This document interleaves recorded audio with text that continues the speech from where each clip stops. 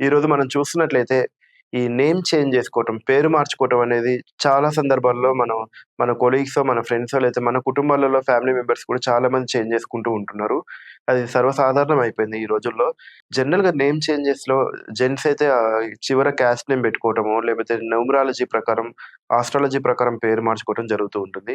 లేడీస్‌కొచ్చేసి వాళ్ళు పెళ్లి తర్వాత ఒక పేరు, పెళ్ళికి ముందు ఒక పేరు ఉండటం వల్ల ఈ నేమ్ చేంజ్ అనేది జరుగుతూ ఉంటుంది. అయితే ఈ నేమ్ చేంజ్ ఎలా చేసుకోవాలి? అసలు ఈ పేరు అనేది ప్రతిరోజు మనం నేమ్‌ని వాడుకుంటూ ఉంటాము.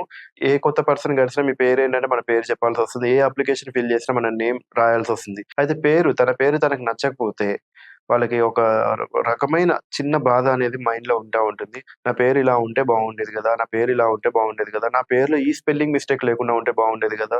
నా పేరుకి నా క్యాస్ట్ నేమ్ యాడ్ అయితే బావుండేది గదా!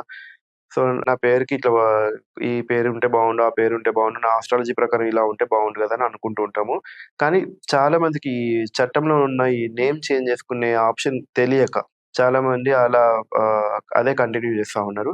నేను చెప్పేదేంటంటే ఒకవేళ మీరు గనక నేమ్ చేంజ్ చేసుకోవాలంటే చట్టంలో ప్రొవిజన్ ఉంది. ఖచ్చితంగా దగ్గరలో ఉన్న అడ్వకేట్ దగ్గరికెళ్లి నేమ్ చేంజ్ ప్రాసెస్ అనేది స్టార్ట్ జేసుకోవచ్చు.